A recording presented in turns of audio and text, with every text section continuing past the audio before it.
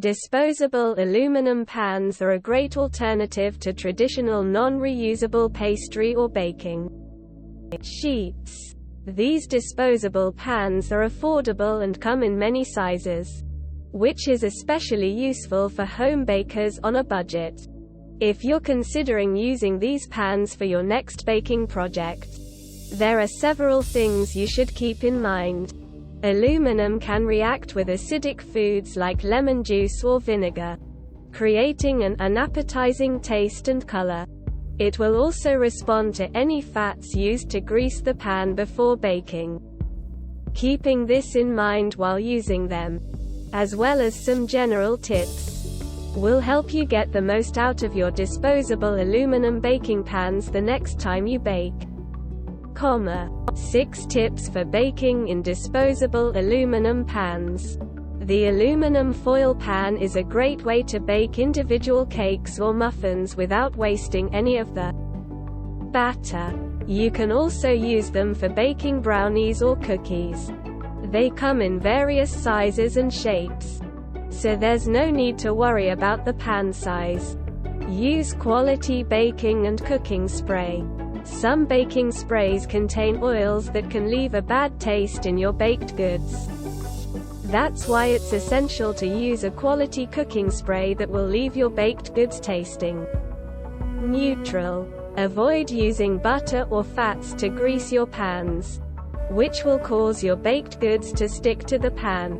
You don't need to grease the pan using disposable pans for savory dishes. Always grease and flour the pan. Then add your batter. Using the proper technique to grease and flour your aluminum baking pans will make a big difference in your baked goods. Greasing and flouring the pan will help your baked goods to release, preventing them from sticking to the pan. Greasing the pan first.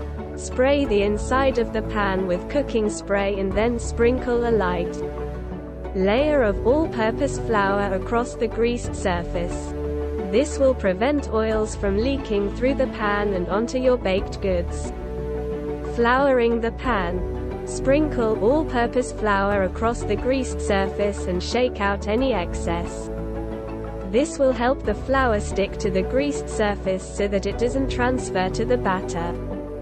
Don't overfill the pan. Overfilling your pan can cause your baked goods to rise too high and fall after being removed from the oven. This could lead to a mess on your countertop and a less visually appealing final product. The standard rule for aluminum baking pans is to fill the pan about 2/3 of the way full.